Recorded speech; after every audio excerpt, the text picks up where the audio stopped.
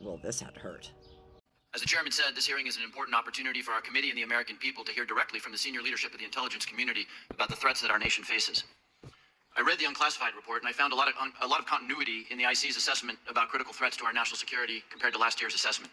The IC continues to see threats from our principal adversaries, China, Russia, Iran, and North Korea. I must say, though, that after these last 2 months, I'm worried that the call may be coming from inside the House. This report calls Russia, and I quote, an enduring potential threat to U.S. power, presence, and global interests. But as far as I can tell, we're now on Team Kremlin. We vote with them and against our allies in the United Nations.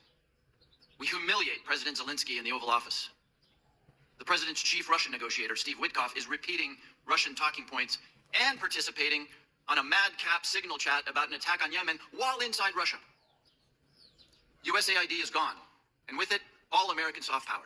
If I had time, I would ask the generals at this table about what it means to our national security to give up our soft power. We're no longer helping struggling nations in Africa. China, or worse, terrorists, are filling the vacuum. I wonder how many of those African countries will be named in next year's threat assessment.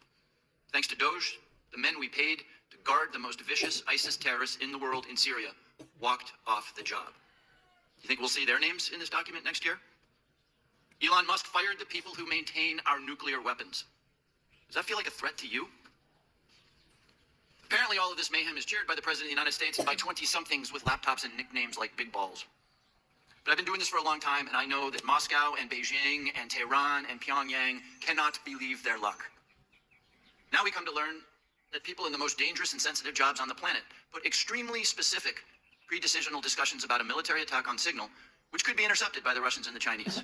Everyone here knows that the Russians or the Chinese could have gotten all of that information, and they could have passed it on to the Houthis, who easily could have repositioned weapons and altered their plans to knock down planes or sink ships. I think that it's by the awesome grace of God that we are not mourning dead pilots right now.